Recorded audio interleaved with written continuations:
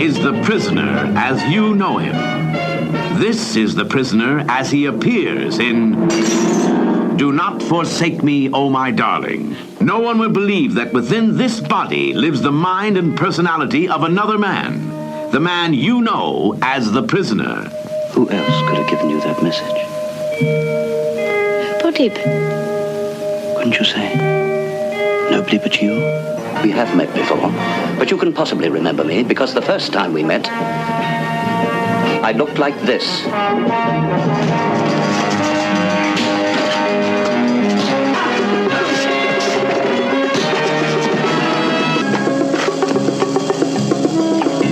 The prisoner is the same, only his body is different in the next dramatic adventure of The Prisoner on this channel.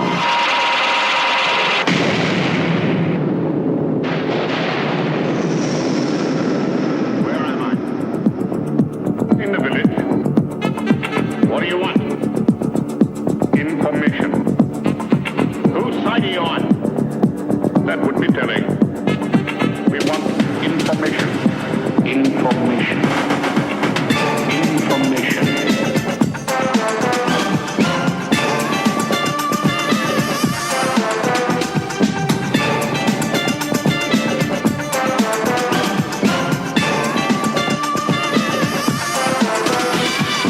What do you want? Information. What do you want? What do you want? Information. What do you want? Whose side are you on? What do you want? Information. What do you want? Information.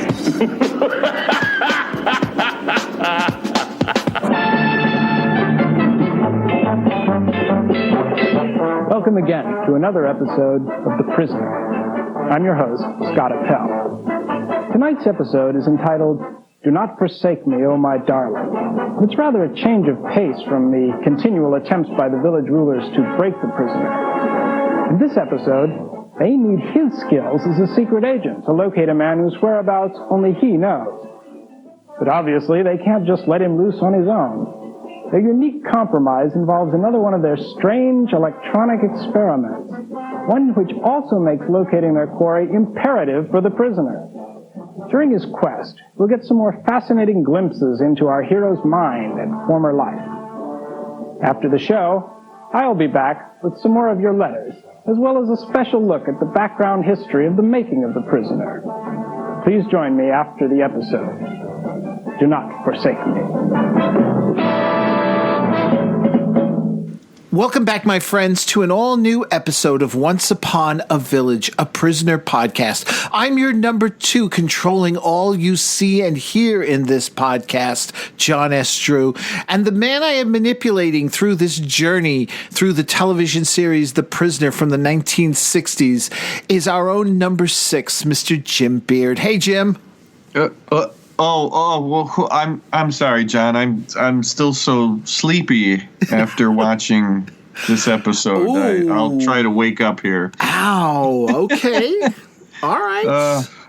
Yeah, boy, oh boy. After coming off of an episode that I really liked, this was hard. This was tough. This was boring. This was boring. Okay. Okay. Yeah, wretched and boring. All right. All right. Yeah, definitely for me, not a high point of this show. It's interesting because this is the episode that some fans, including Jim and myself, or Jim, I don't know if you were joking. I know you were joking with me when we talked about it in chat, but I don't know if you were joking also in past episodes. I know I've mixed it up with Living in Harmony because with a title like Do Not Forsake Me, Oh My Darling, I immediately go, oh, the Western one. So, okay.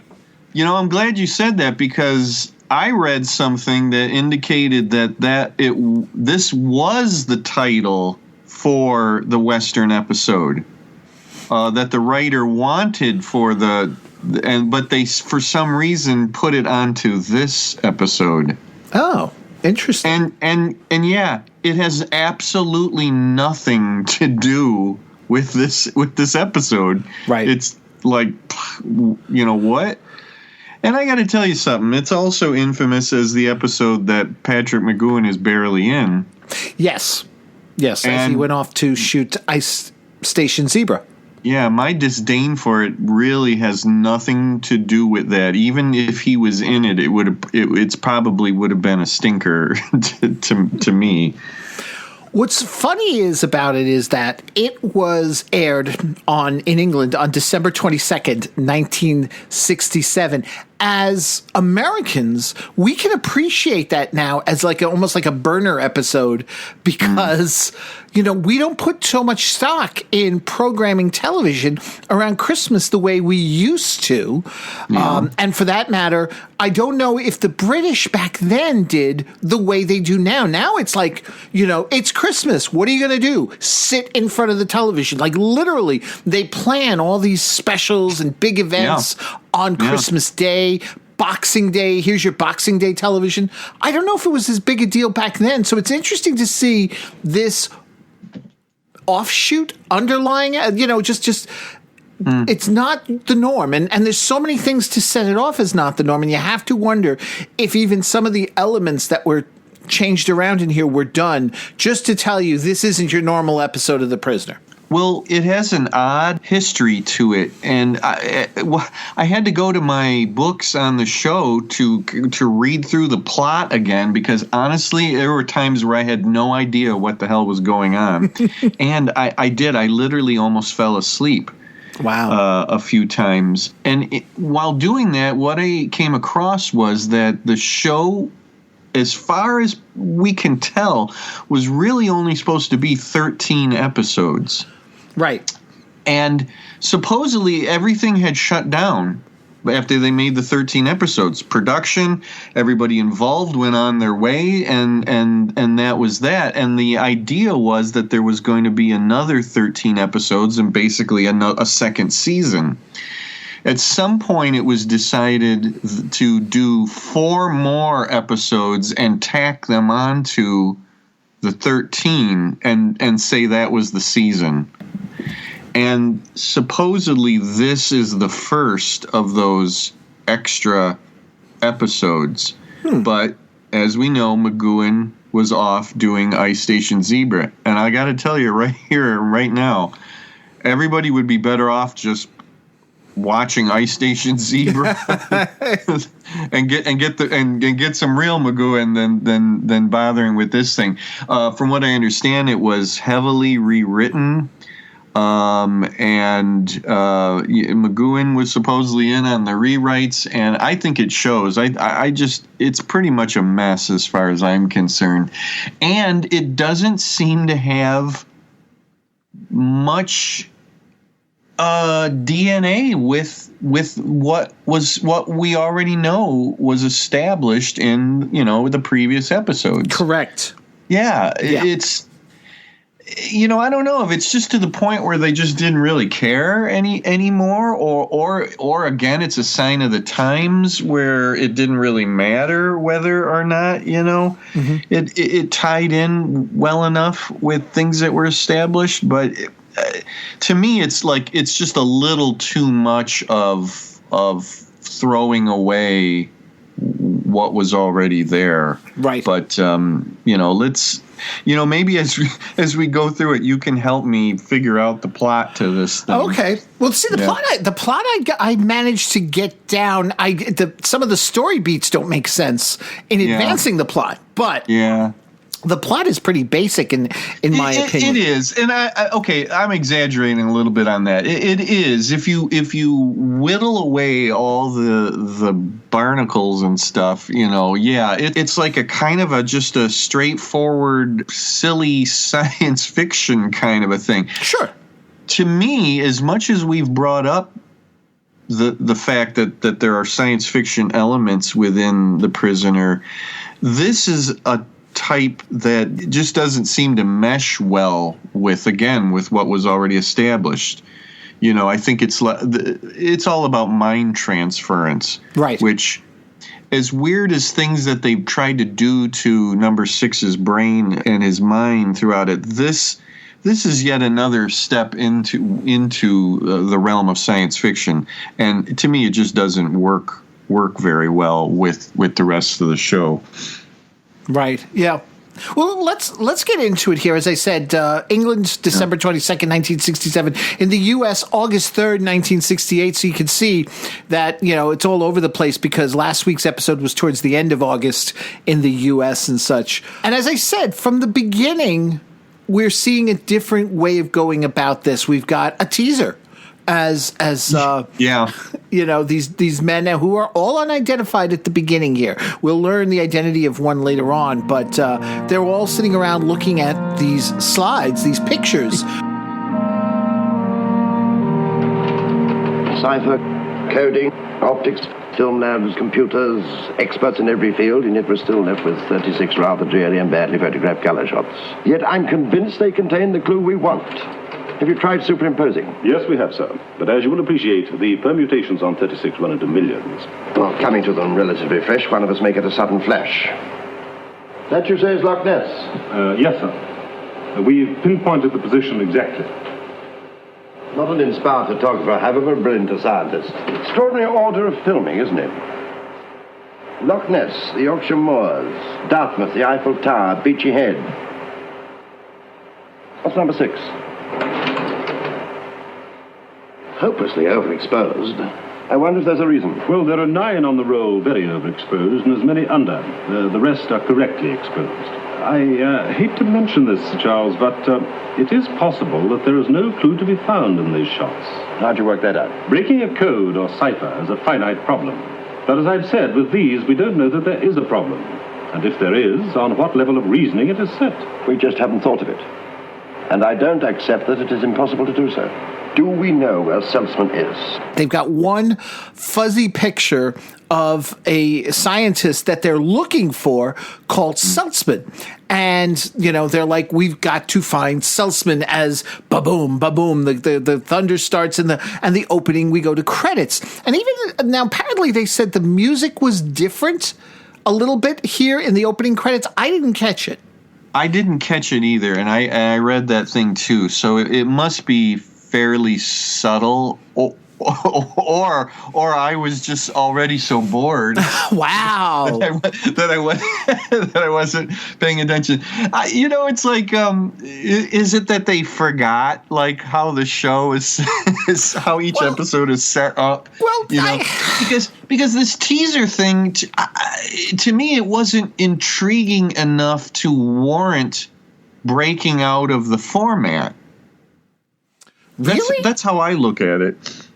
See, I was immediately caught up in the idea that, okay, he's been away. And again, you have to, though, ignore everything else that's happened in the past. That's where the problem lies with this whole story. Because he's been to England once before. He was given the time, unless Do Not Forsake Me, Oh My Darling comes after it. And even then, it still doesn't make sense. No, it doesn't. And I have a note to that effect. And as we get a little further into this, that it's one of the things that bugged me. Did I say Do Not Forsake Me? I meant Many Happy Returns come after that. I'm sorry. That's what I meant to say.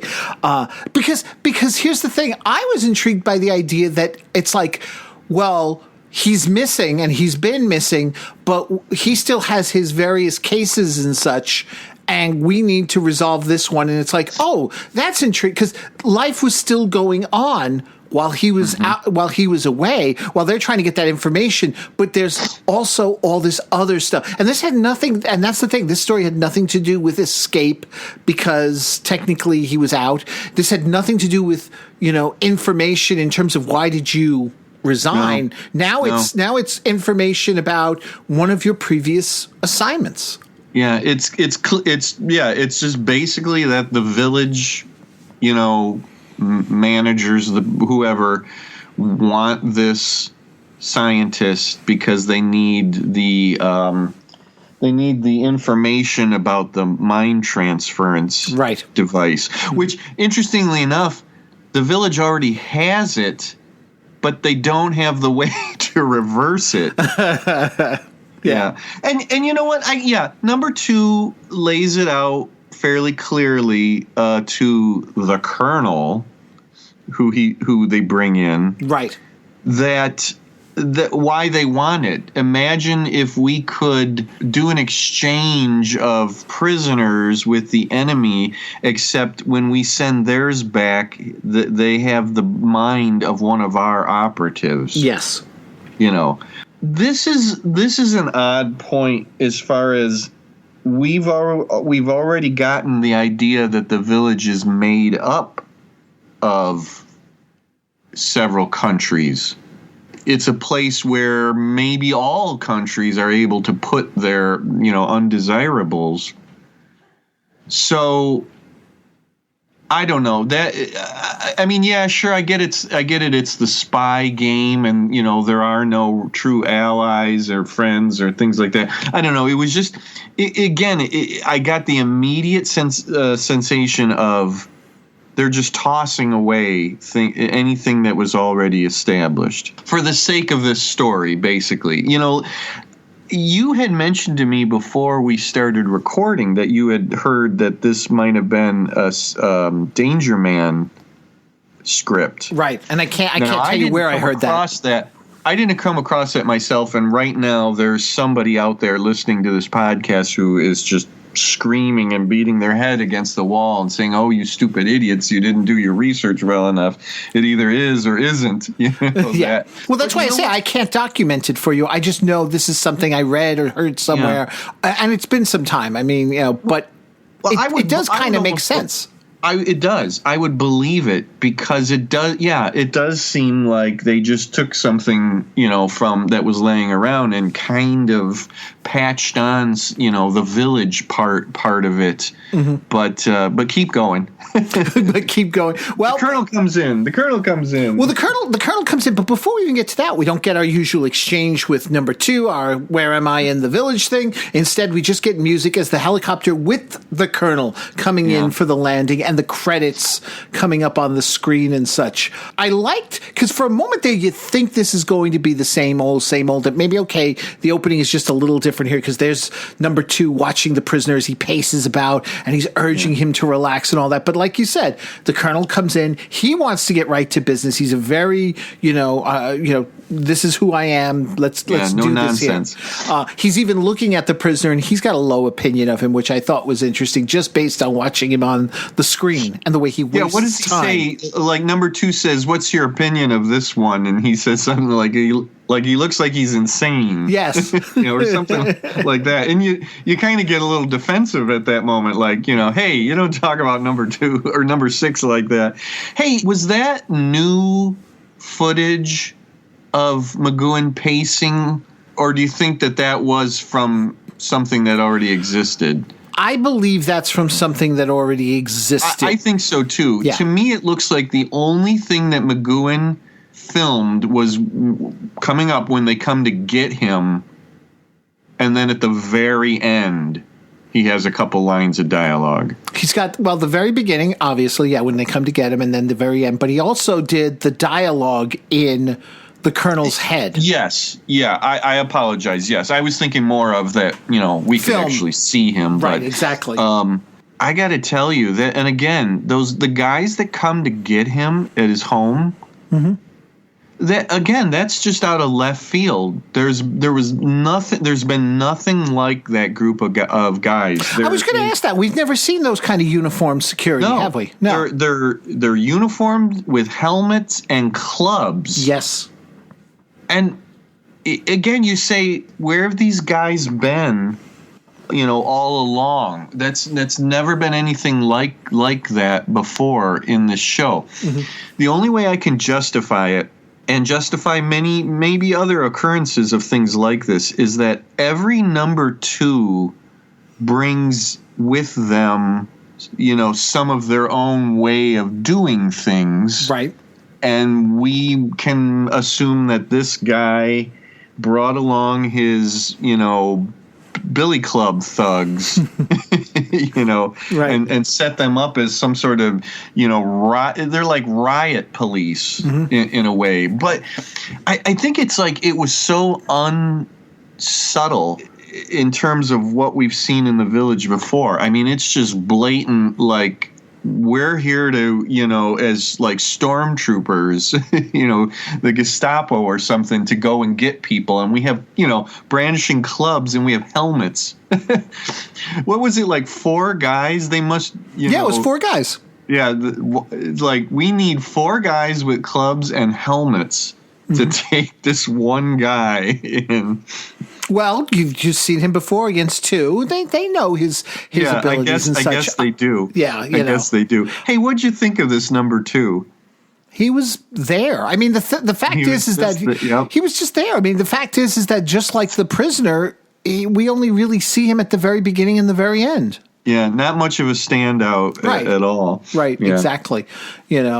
And so they bring him, and this is the interesting part, and they did something similar with the episode, and again, here's the other idea too, where we're kind of like trying to sort of do alternate identities and stuff. I forget the title of it, but the one where the prisoner wakes up with the mustache, and they've got his hand trained to use his other hand.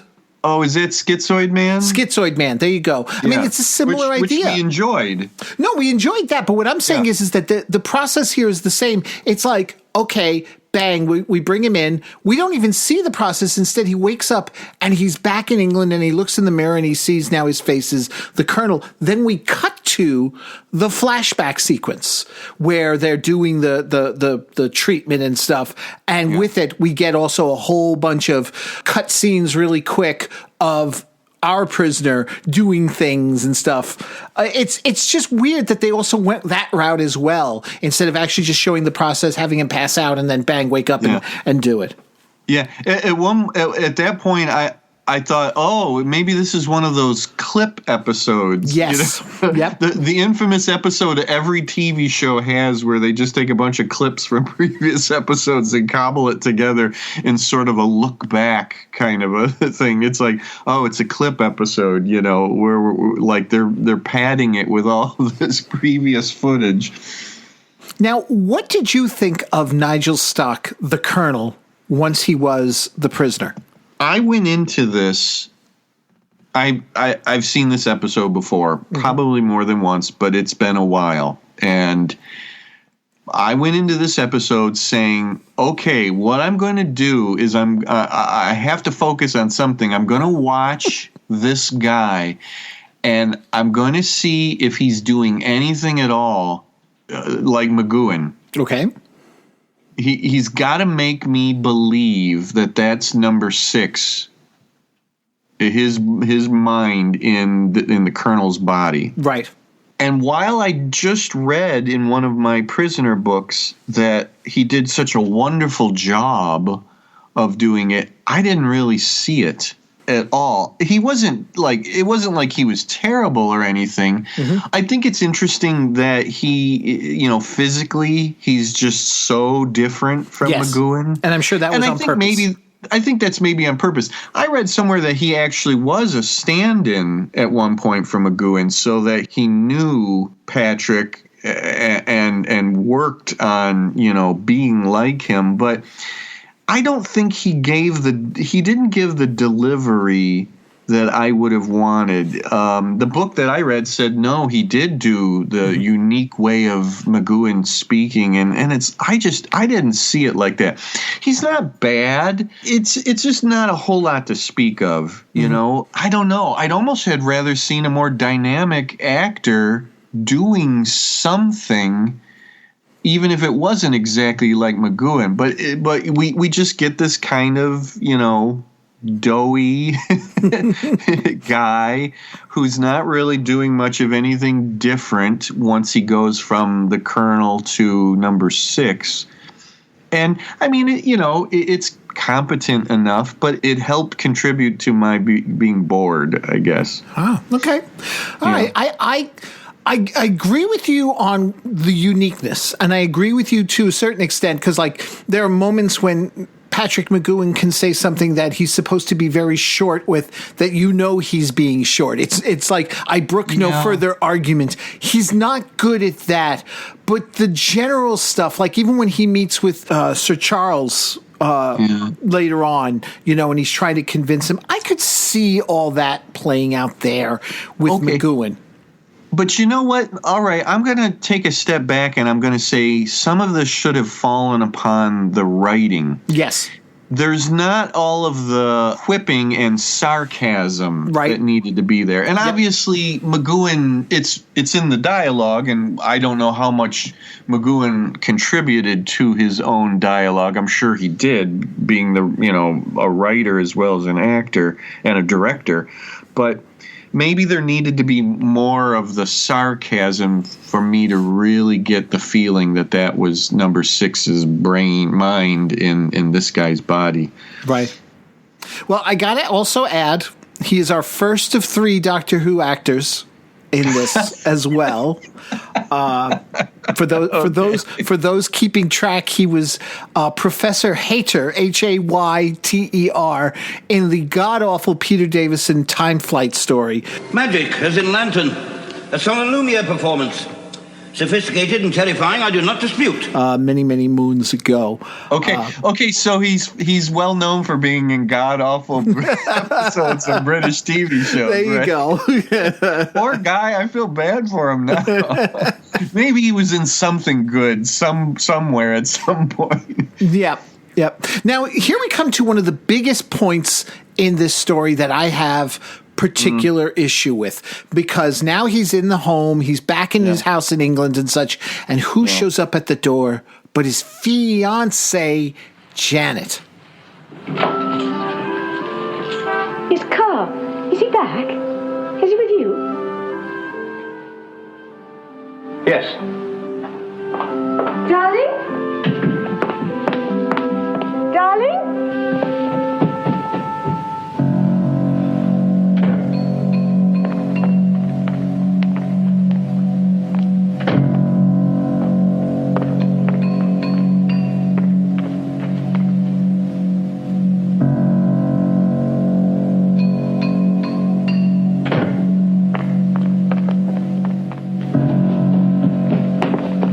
Where is he?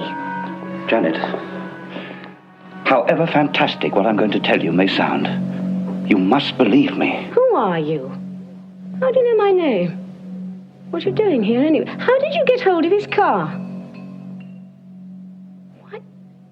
Why did you tell me he was here? Who are you? A friend. Well, then where is he? Why did he leave without a word to me? Leave? But he saw you. He told me he saw you last night. Last night? I didn't see him last night. But he had dinner with you after your fitting. What fitting? Your dress. For the party, your birthday party. He even told me the color, yellow silk. Yellow silk? The only yellow... That was a year ago.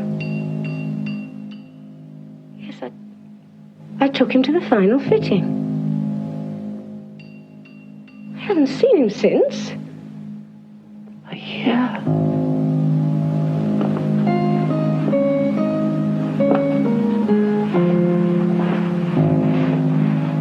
A year?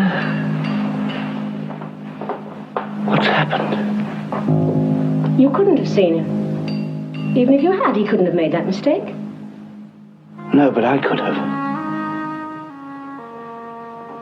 I must have got it wrong. Yes, you must have. What are you doing here? How did you get in, anyway? Miss Portland, you must be aware of the sort of work he did. Obviously, working for my father. So it won't come as a surprise to you to learn that it may not be possible for him to get in touch with you for a year, or even longer. Thanks. It's a big help. Miss Portland, I may have a message for you soon. When? I'll bring it to your birthday party. No. Yeah. No. And no again. Yeah. No. Yeah. I'll add an extra one in there for. What the hell? Yeah. Yeah. I'm just going to go back to what I said. It's let's just toss away, stuff or in this case, add in things that just come out of left field and just doesn't seem right. Mm-hmm. No, I didn't get this. They keep saying a year has passed. Yes. Since he disappeared. So that's different as far as we've always talked about. We're not getting a sense. That means a whole lot of number 2s have come and gone in a year's time. Mm-hmm. Wow. Yep. But what his house, his apartment, whatever you call that, his flat, has been sitting there for a year. Well, see, this is where I get into the whole thing. Has it been sitting there a year? Did Many Happy Returns come before that, and Mrs. Butterworth, our number 2, was running it there, or does Many Happy Returns happen after? Because Janet says, "I saw the car, and I'm so excited to see you back." And I'm thinking she had to have seen the car before when Mrs. Butterworth had it. So, and then had been told, "Oh no, he's gone," whatever. See, so to me, there's a huge problem with the continuity there. And I know there are people who've said to us, we need to relax with it, but this is one that just sticks out. And the fact is you almost think like, when it comes to it, this is an episode you shouldn't even bother watching. It should be 16 episodes of The Prisoner. This was a mistake.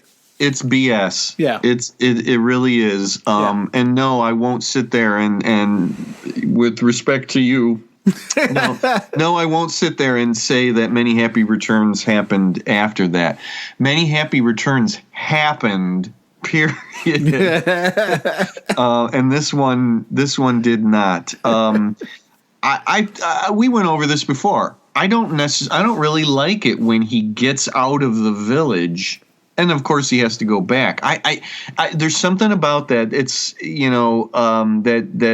that wrecks it for me inside. No, he's always trying to get away from the village and doesn't quite make it. I cannot believe that number 6 has a fiance, because it doesn't mesh with Arrival.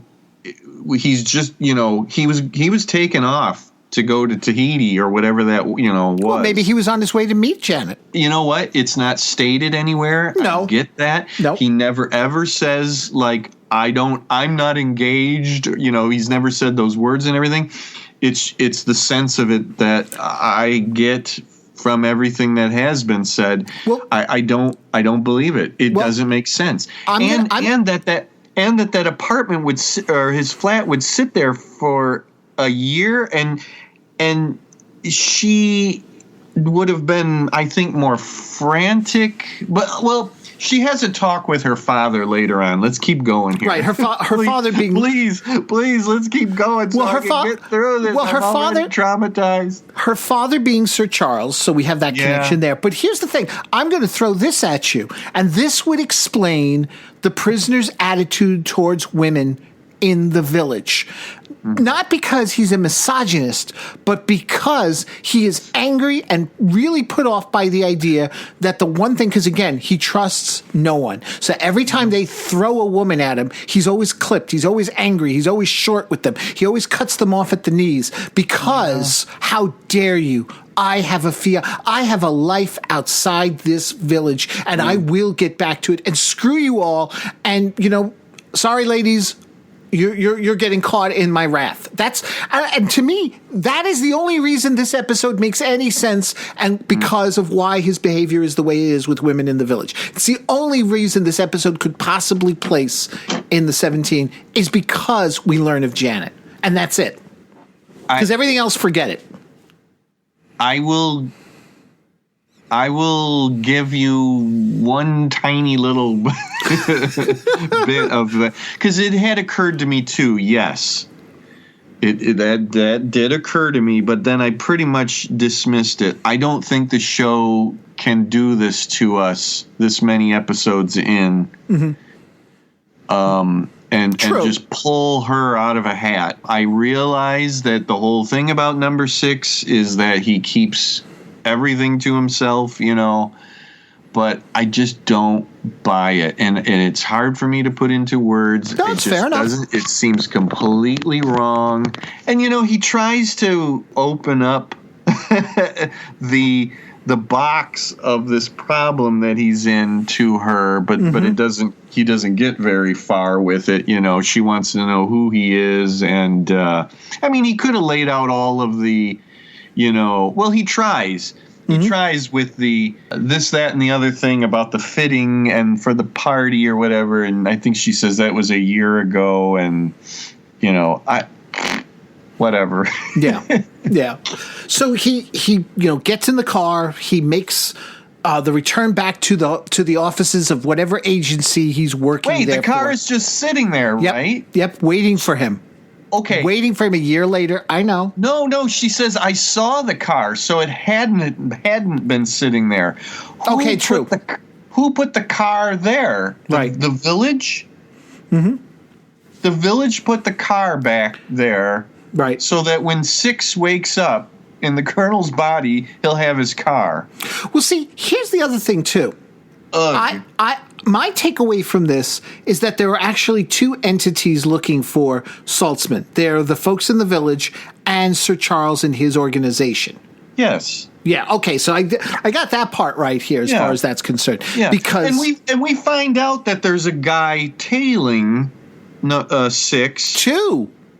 Yeah, we assume that it's the village is tailing him, and Sir Charles's people are tailing. Everybody's tailing him. Well, the village is tailing him because we see when he goes back to the apartment after his visit with Sir Charles, there is the same black car that at the beginning of every episode pulls up to the house and knocked him out, the hearse. Okay, then later he's being tailed by our man in the white car when he goes to the party. Yeah, this is funny. I read that both the car and the hearse are replacements, that they couldn't get the original vehicles. Okay. That were used in Arrival, Okay. But I just thought that was interesting. Now I'm not sure if the hearse man is the same actor. It's far enough away that you can't tell. Yeah, I'm not really sure. I didn't really look into that. But okay, now we're starting to get into the part that really makes me mad. He goes back to his old job. Right. And he demands to see Sir Charles. Our gentleman at the desk is a different guy than our producer there. Yeah. But wait, stop. We've seen this twice now. Mm-hmm. He obviously in Chimes of Big Ben, he thinks he's gone back to London. And then in Many Happy Returns, he does actually go back to London. But we said it at that point. Why does he keep going back to his old workplace and his supposedly old bosses, although it's always different people, when he already knows that they're involved with the village? Yep. Yeah. But he does it again. Mm-hmm. And then Sir Charles just sort of comes out of the woodwork that seemingly is his main superior, I guess. See, this is where I started to just shut down. It's like, this is where it was like, I had no real idea, and I wasn't trying very hard to even figure it out. What the deal was on all that. Are we to assume that Sir Charles is his main superior? Based on this episode, yes. Based on this episode, right? Yes, okay, so based on this episode. I mean, and in the past, it was another guy called the Colonel, and Fotheringay and all those different people and whoever the hell it was in Many Happy Returns, and why in the world he bothers is beyond me. And that's another way for me to easily dismiss this episode because it's silly that he would do that. See, I get everything you're saying, and I totally agree. I wasn't, hooked in for the story. I was hooked in for all the extra elements outside. We're back in London. I was enjoying all the scenery, the car driving through the streets, the recreation of the opening as he's coming down the hall. Yes, it's not our McGowan, but he's doing that there and he gets in. And I love the bit when they bring in this guy, Villiers, who's going to bring him to Sir Charles. They never say him by name, but he's in the credits as Villiers. What is your name? Code or real? Code. In France, Duval. In Germany, Schmidt. You would know me best as ZM73. And your code number is PR12. Do you want more? Seltzman. All right, thank you.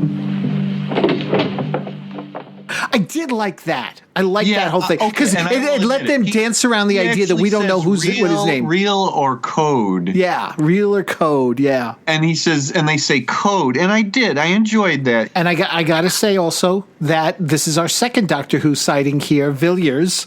Played by James Bree, who appeared in different time periods of Doctor Who. He was his most recent was back in '86, I think it was. He was the keeper of the Time Lord Matrix in Trial of a Time Lord. He was Nephrid in Full Circle, one of Tom Baker's last stories.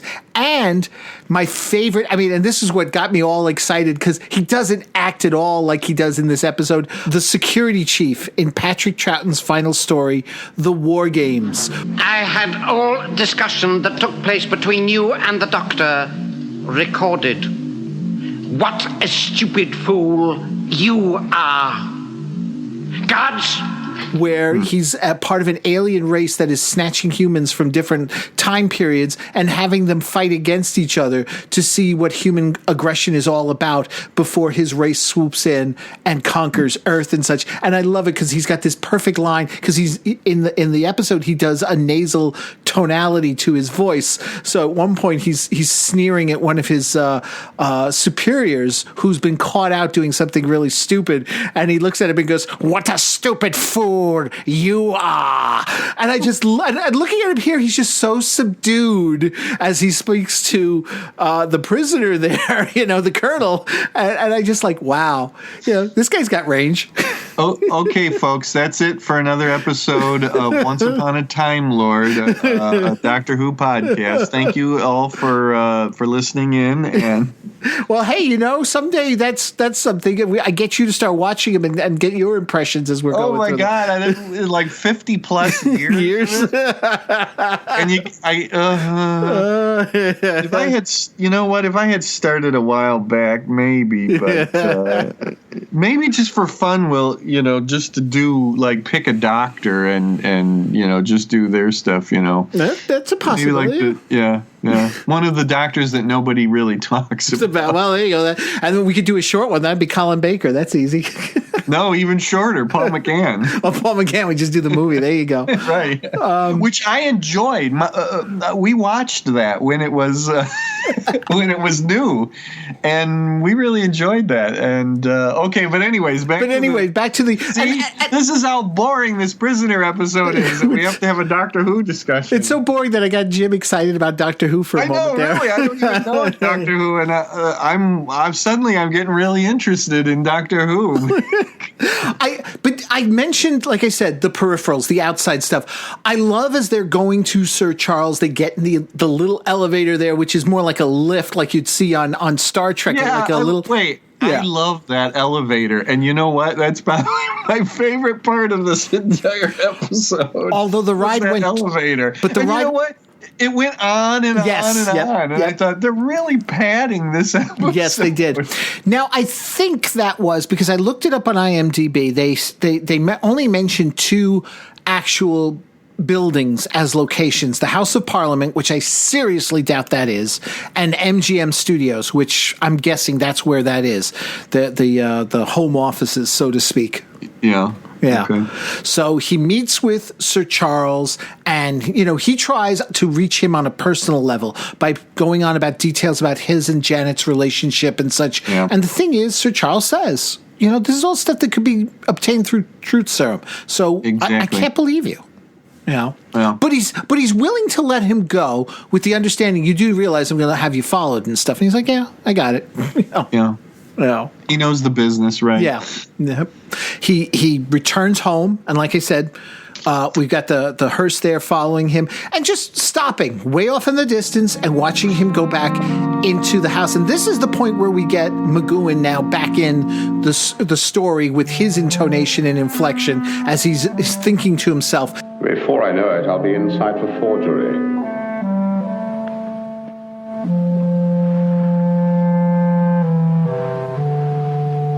Talking of forgery, is my handwriting still the same? Let's see. Let's try it. It's rather interesting, isn't it? That's something. Let's be grateful for small mercies. Now, money. Unless the rats have been at it.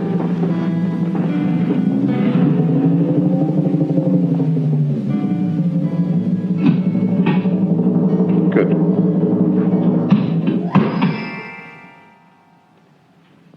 Still intact. Fresh as ever. Splendid.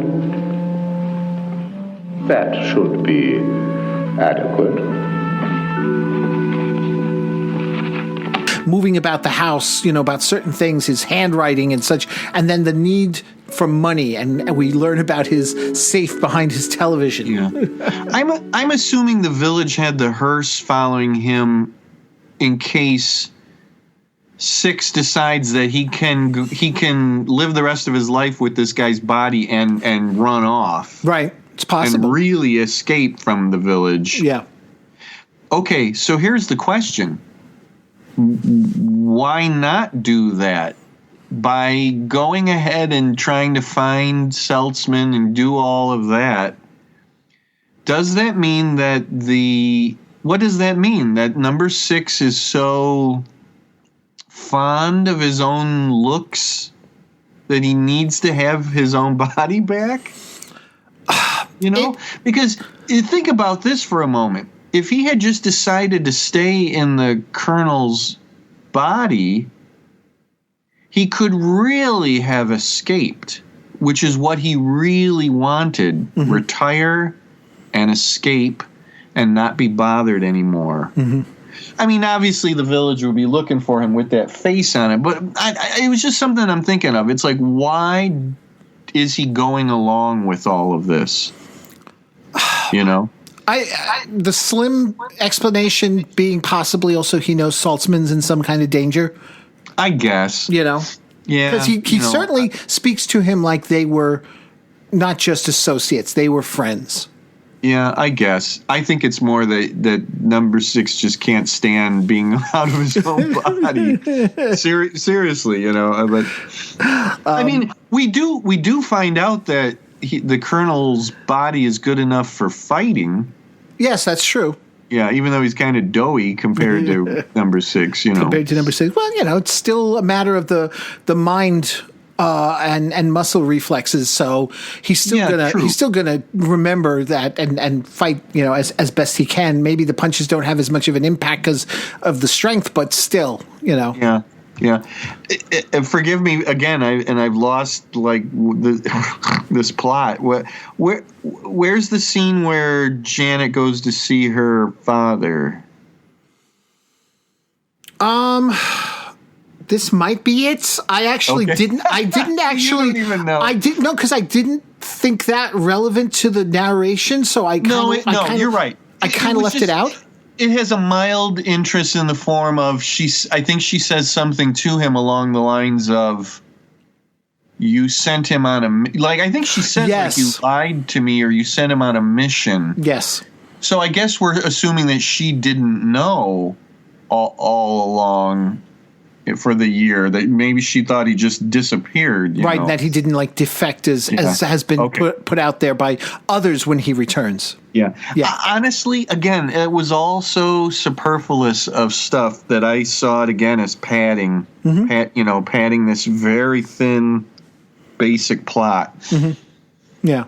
He then goes to a party, and I forget if there was any mention of what the party was supposed to be about, but Janet is there, and I'm assuming it's at Janet's house because wait, was it a dreamy party? Well, see, that's what I wanted to ask you, because I could swear they were playing Dreamy Party, but it was more of a bit more of a mellower version, maybe even almost an elevator ride version, because it wasn't the really hardcore one like we play at the end of each episode here.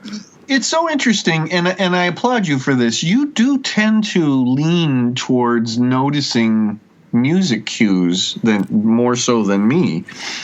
But no, I'm talking more about the shot from the outside of the place where the party is the same, isn't it? That's where the dreamy party was filmed. I believe you're right.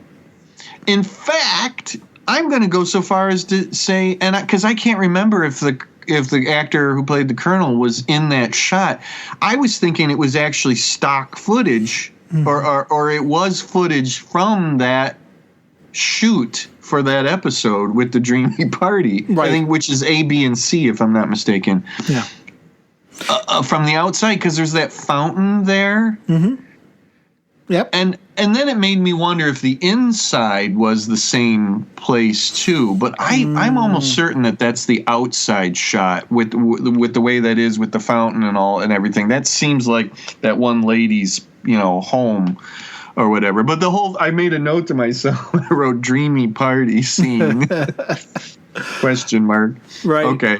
So he he's there at the party. He meets up with Janet and such. He asks her about a slip of paper that, and he's talking. It's funny because the conversation sort of starts out talking about he's a separate entity and the prisoner is a separate entity. So he asks about the paper that Janet's fiance left in case of trouble.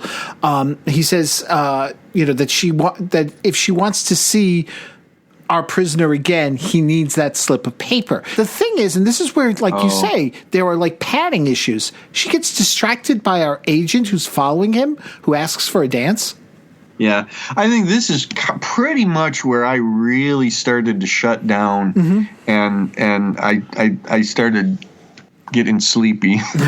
Because I thought maybe there was going to be something like, okay, now that agent is going to say something to her, and there'll be a double cross, or there'll be they just danced. Yeah, right. You know, and I got to tell you something. Earlier in the show, that maybe would have come off as with that surreal quality, like it had, and that dreamy, the dreamy quality. But it doesn't. It just comes off as we need to waste 30 more 40 seconds here, a minute even maybe, just to fill this out. Mm-hmm. Yeah. So she after she finishes the dance, she meets our prisoner Colonel on the outside there, and she's got the slip of paper, which it turns out we'll find out is a receipt to a Photoshop, but he says he has a message for her from her fiancé. Simply this. And he proceeds to gently kiss her face and then her lips. And you can see the look on her face. She's kind of like, nobody does it quite like that, except, and he asks her who else could have given her that message. Yeah. And it's like she's, and to me, that would have made things more interesting if she would have been like, it's you, it's really you, or something. I don't know. But then he's gone, Yeah. Don't you believe it. Don't fall for it. This never really happened. My biggest problem is that you did the episode and you just had so many opportunities. And like you say, if this is one of the ones that they did afterwards, if this was the pickup 4, you've got 13 episodes of established continuity of sorts. Of sorts. I mean, because like you couldn't stick to the basics of who our prisoner is and what has been established before to make this work better. That's what's so sad about it. Yeah. Somebody said, it will be really fascinating to have this, character of the fiance in there, but I know I keep saying it, but I don't buy it. It does not ring true at all. Yep. So the prisoner goes to the Photoshop, gives the man the receipt to pick up the transparencies.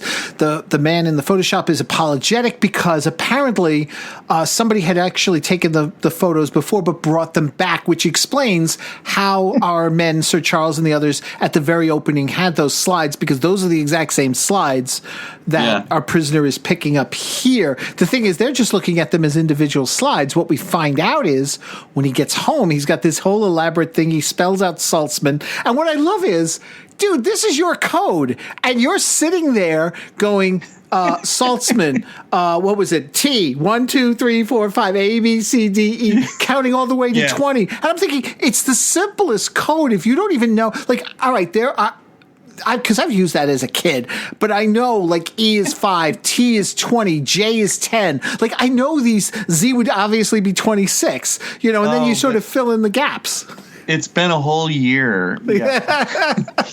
No, listen. Yeah, that was one of the worst examples of dumbing something down.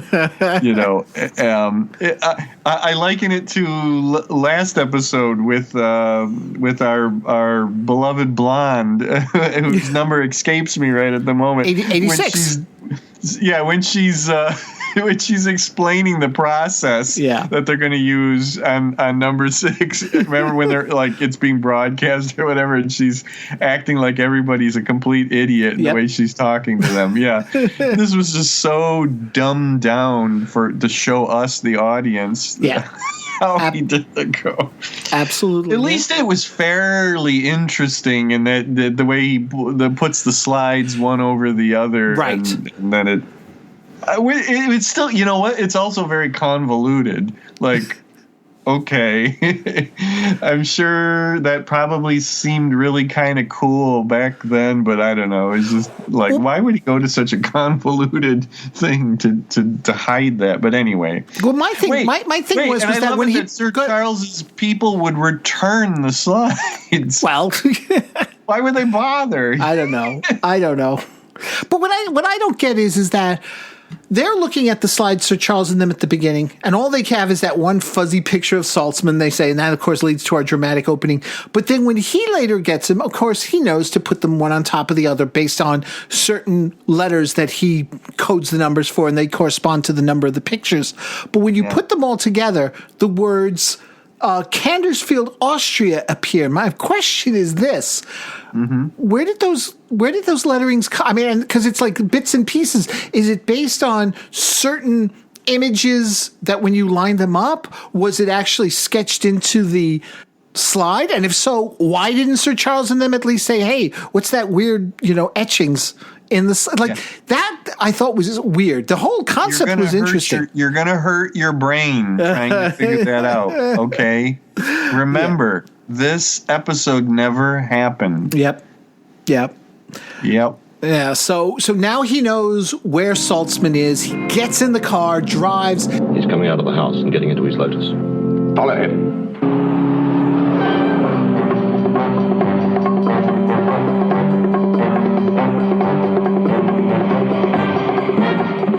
Route definitely Dover.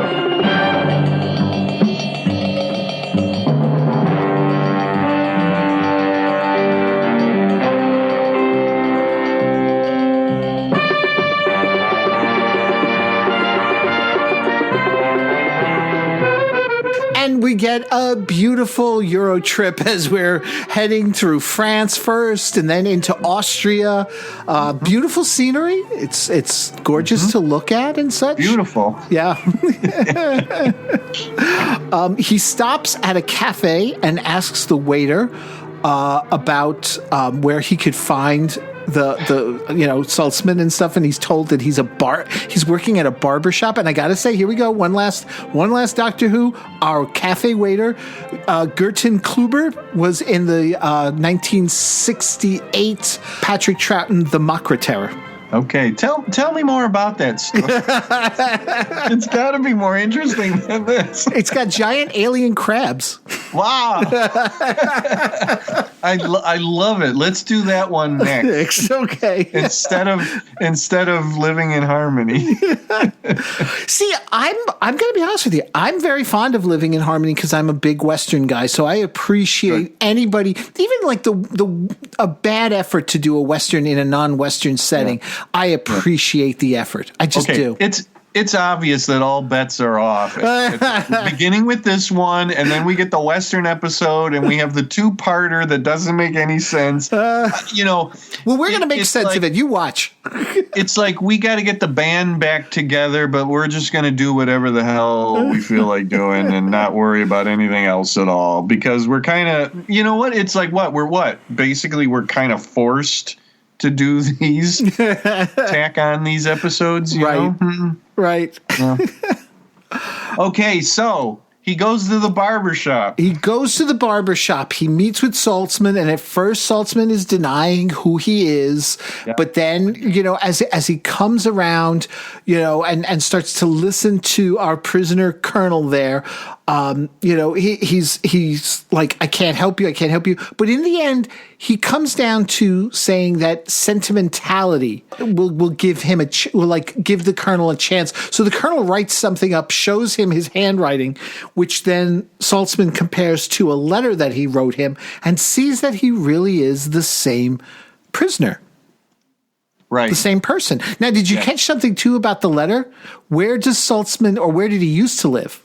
Yeah, Port Miron Road. Yeah. And from what I understand, that this was the earliest clue to where the show was shot, because they don't say it until the final episode. But it supposedly was a secret before then, but so this was kind of like a big clue, right? If anybody was paying attention back then. Yep. So Saltzman's like, okay, but here's the problem. The agent that's been sent to follow shows up, and we get our obligatory fight, as you say, but he's jumped by the prisoner as he tries to sneak in. The thing is, though, is that also our village people are there as well to move in, and they gas everybody. Wait a minute. Have we never, ever used the phrase village people? I'm using that to distinguish between, our agency there.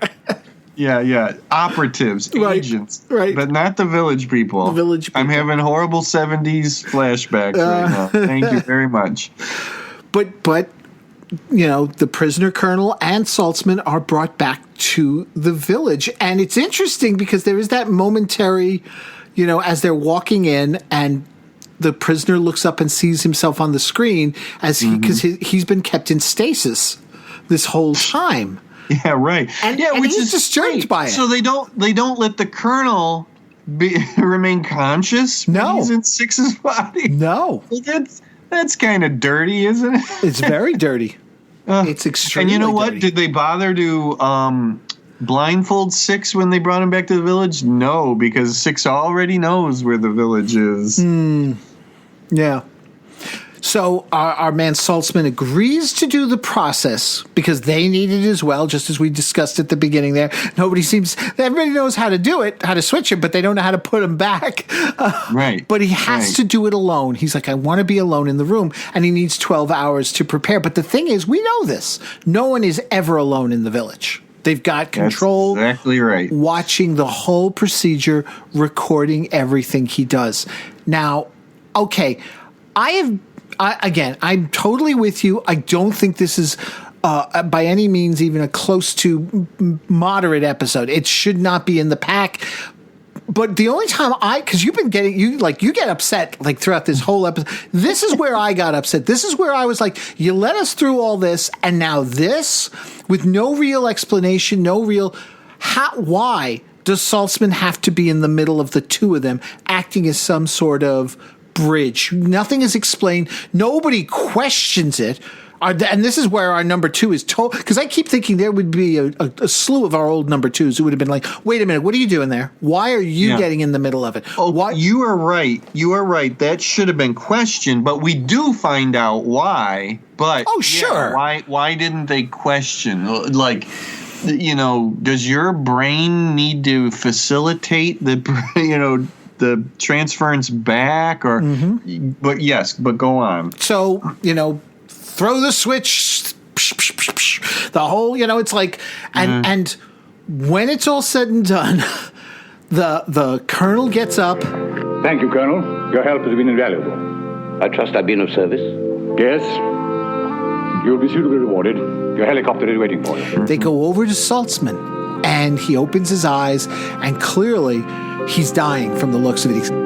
You assured me that he was in good health. You must contact number 1 and tell him I did my duty. And bang, he dies.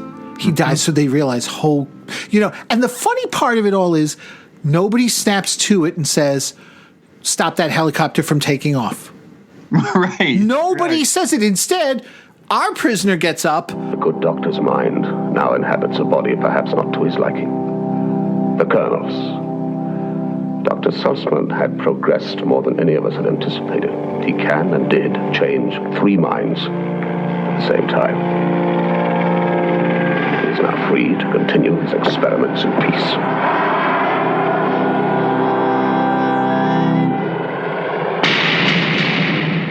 There's something satisfying about this denouement. Something. But I think it would have seemed more or cleverer had it come earlier in the series. Yep. I'm glad for, Saltzman to get away like that. But with what we have to sit through, right. it's kind of empty, once we get to this point. Yeah. I agree. That to me was my oh come on moment. I know that just sound. I was willing to roll with it all. I realized there are flaws with the logic of it. I realized there are flaws with the continuity, such as it is. I was fine with it because knowing the background, it didn't. Now, saying all that, would this be something I would even bother to watch again on a rewatch? Maybe not. Maybe not. Maybe it's a definite. Unless somebody said I want to sit down and watch the entire series, Right. But on my own, no. I don't think I'd subject myself to it right. again. It's just it's not necessary. It doesn't need to be there. It's not really written very well. Yeah. It might have worked as an episode of some other show. Who knows? Who knows? Yeah. All right. Janet doesn't exist. And Janet, well, okay, in your mind, I'm willing to give them that one little bit. If this story must exist, then Janet exists. And then I have my explanation.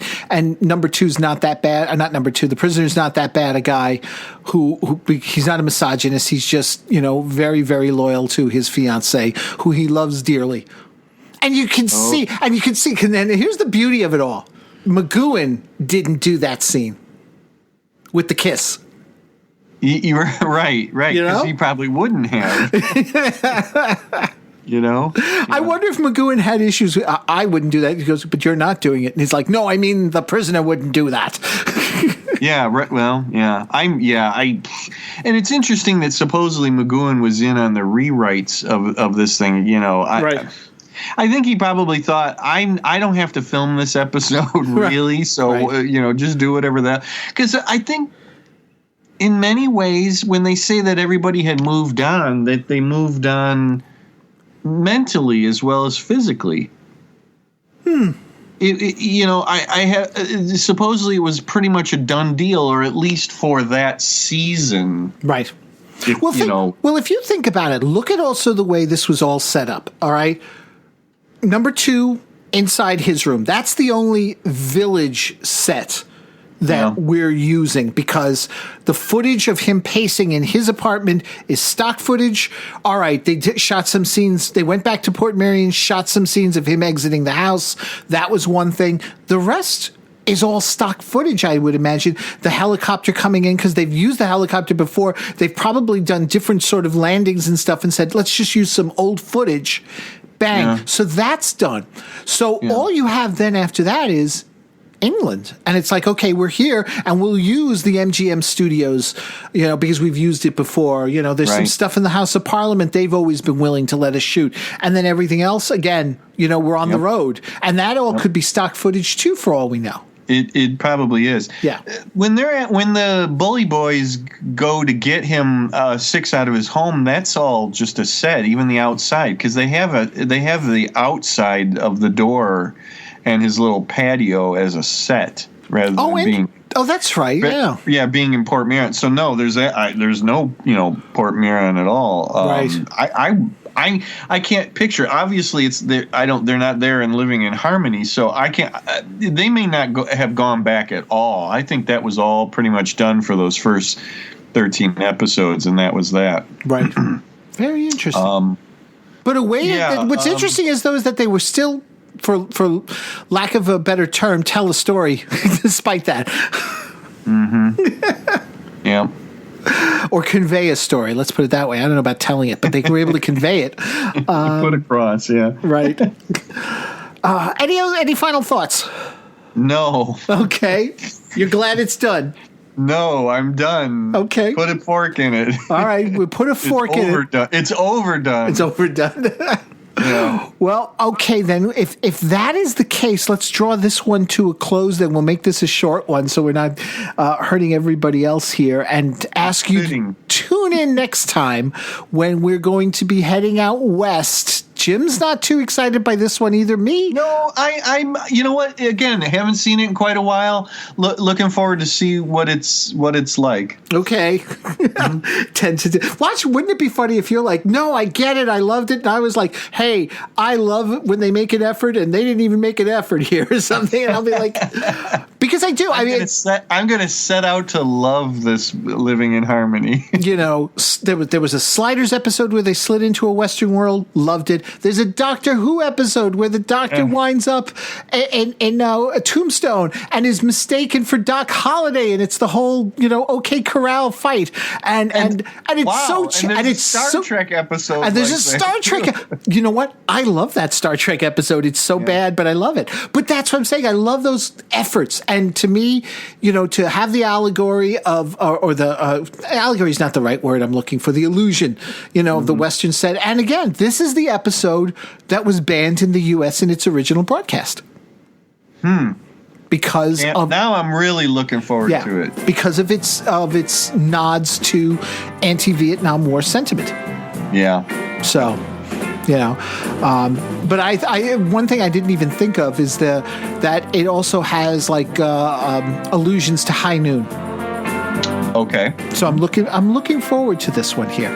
Good. So. Well, we've certainly padded this episode. Yeah, there you go. All right, so folks, stay tuned. Make sure you're getting in touch with us either by, if you want to contact Jim directly on Twitter at Writer Jim Beard, or on Facebook, or you can also find him on Amazon by searching Jim Beard. Or if you want to contact us directly here at thechronicrift@gmail.com, at chronicrift.com, our website where we've got all the episodes stored. Of course, you can also get all the episodes on iTunes, Stitcher, any of the iHeartRadio, any of those great audio services there. You can pick up the show as well. So until next time, Jim. And do not forsake us, oh listeners. This one we really want to hear your comments. Yes, there you go. Until next time, when hopefully we'll all be living in harmony, this is your number 2 saying, be seeing you. Be seeing you.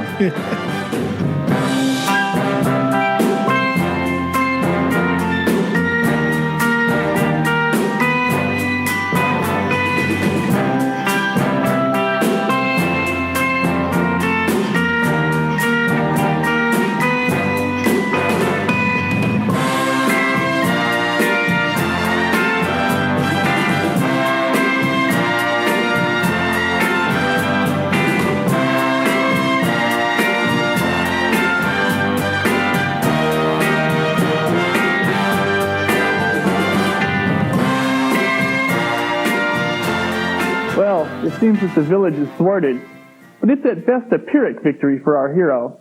He has his body back, but it's still in the village. Many of you may be wondering why Patrick McGoohan was so sparsely used in this episode. Well, the answer lies in the peculiar manner in which this series was produced. When McGoohan resigned from his role as John Drake in the Secret Agent series, his producers naturally began searching for a new vehicle that would interest their star. Secret Agent story editor George Markstein came up with a 60-page outline for a series called The Prisoner. The basic elements of the show, the isolated village, numbers replacing names, the constant attempts to deprogram an ex-agent, all came from Markstein. But because stars sell shows, not script editors, McGoohan himself took the idea to the head of ITC Productions, Sir Lou Grade, along with the budget he had developed for the occasion.